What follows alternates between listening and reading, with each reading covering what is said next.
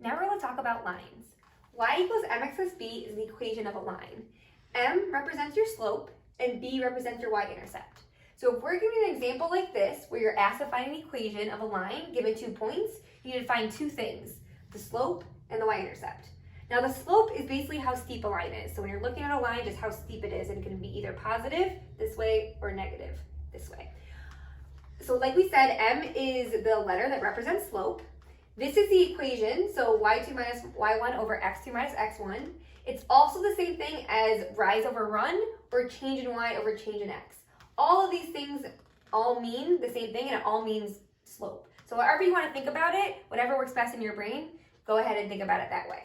So in order to, again, like we said, find the equation, we're first going to find the slope using this equation. So this will be my x1 and y1, and this will be my x2 and y2.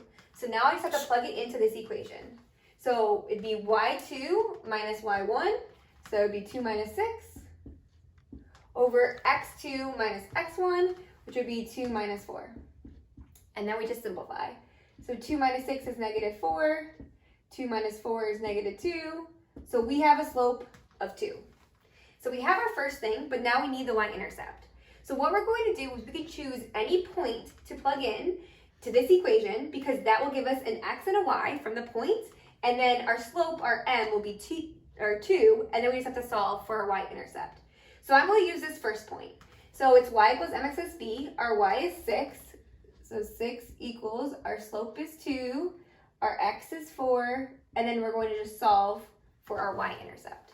So 6 equals 8 plus b, subtract the 8, we would get that our b equals negative 2. So now we can write the equation because we have our m and our b. So our equation will be y equals 2x minus 2. So that would be the equation.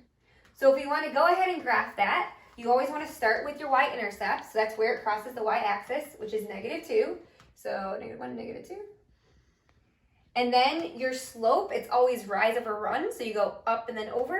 So if you can think about 2 as 2 over 1, if you had to make it a fraction, so you can think of it as like 2 over 1.